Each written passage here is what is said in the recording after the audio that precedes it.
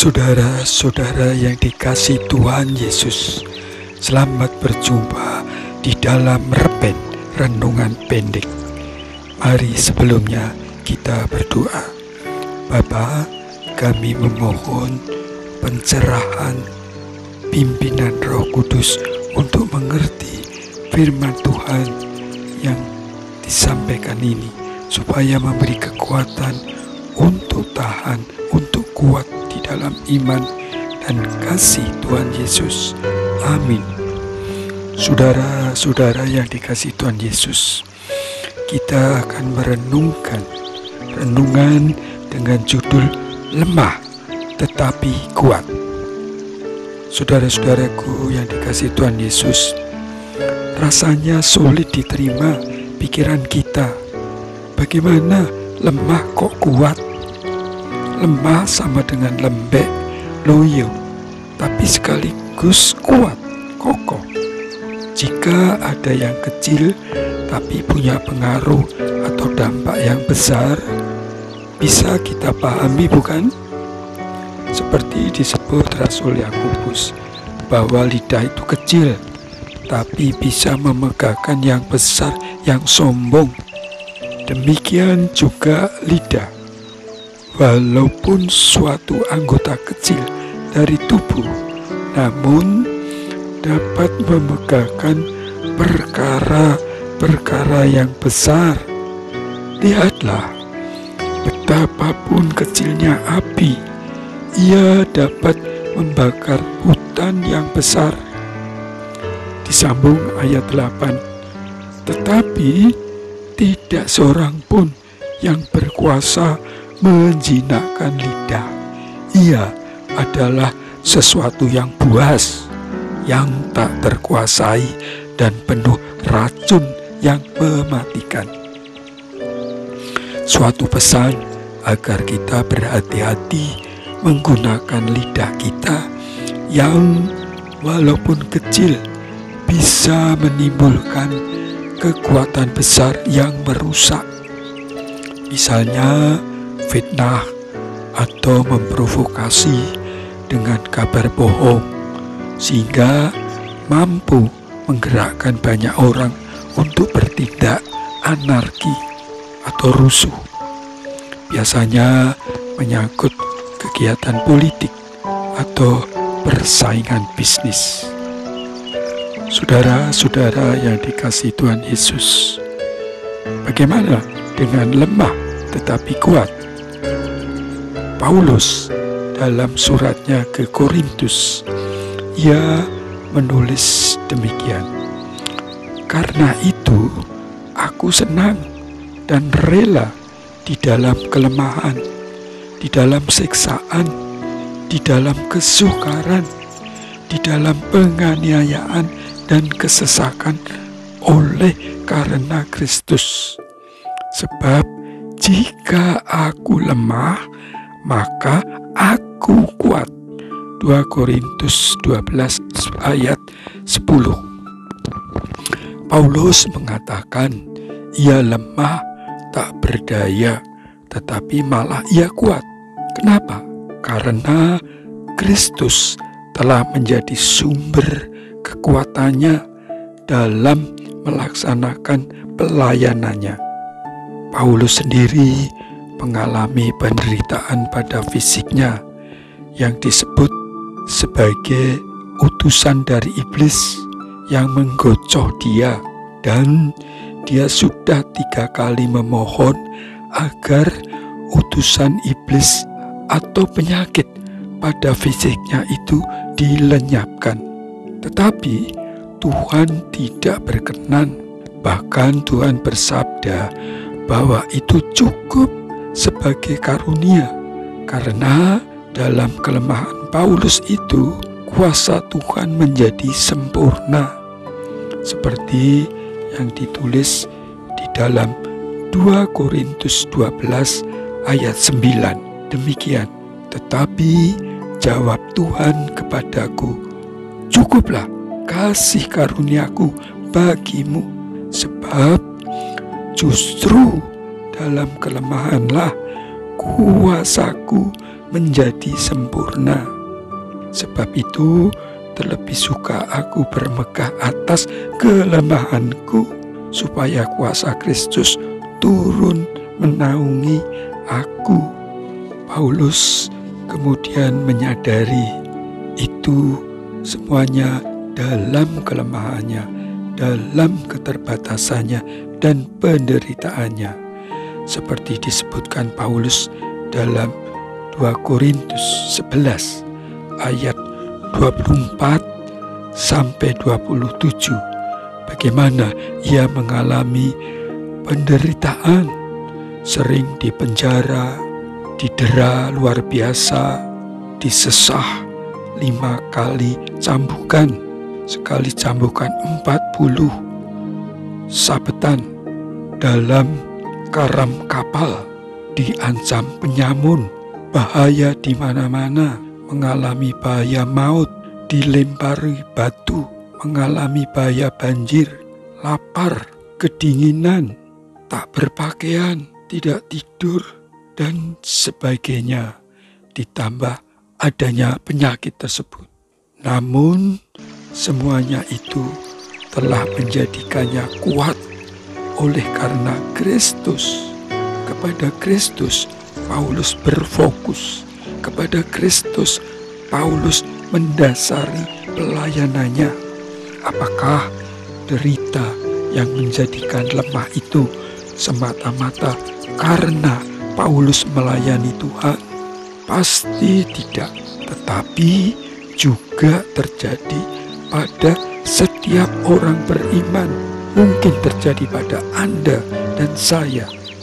Siapapun yang setia pada Tuhan, misalnya mengalami diskriminasi, dibedakan, direndahkan, dianggap kafir, disepelekan, dimaki, dan sebagainya. Namun, apa yang dikehendaki Tuhan? Yang dikehendaki Tuhan adalah ketaatan dan ketabahan, kesetiaan menjalani hidup seperti diajarkan Tuhan Yesus. Tuhan Yesus memakai istilah pikul salib. Namun Tuhan tidak menghendaki kita melakukan pembalasan, karena Tuhan sendiri berkata, pembalasan adalah hakku. Ditulis dalam Roma 12 ayat 19, yang sebetulnya itu merupakan nyanyian Musa, seperti yang ditulis dalam Ulangan 32 ayat 35.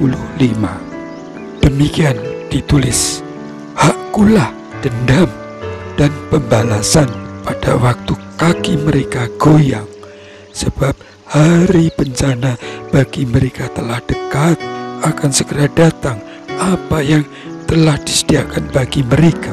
Yang dimaksud mereka adalah orang-orang yang memusuhi kita, orang-orang yang melakukan kejahatan kepada kita. Merekalah yang akan dibalas oleh Tuhan sendiri.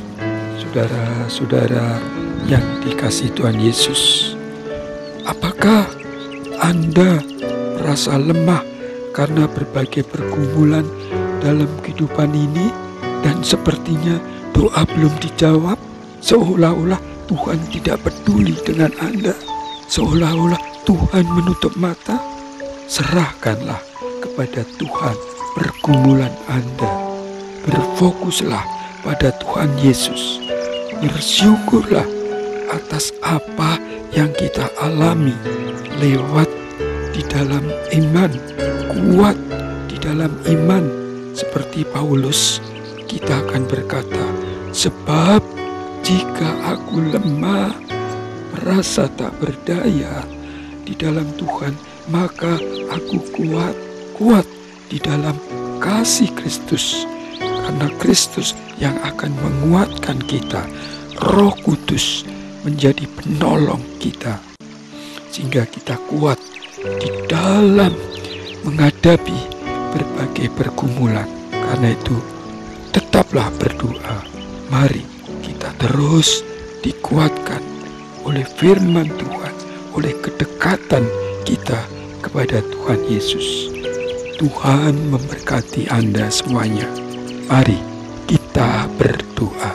Bapa Surgawi, terima kasih atas penghiburan firman Tuhan yang mengajar kami untuk kuat, untuk tabah dalam berbagai pergumulan ketika kami berusaha menjalani kehidupan seperti yang Tuhan ajarkan, seperti yang Tuhan perintahkan.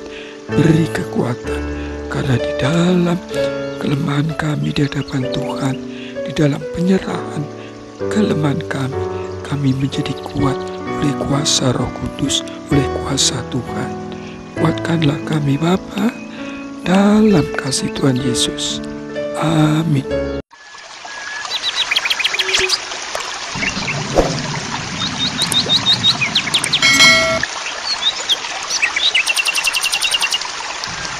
Bapa, kami juga berdoa Bapa buat anak-anak Tuhan yang mencari pekerjaan.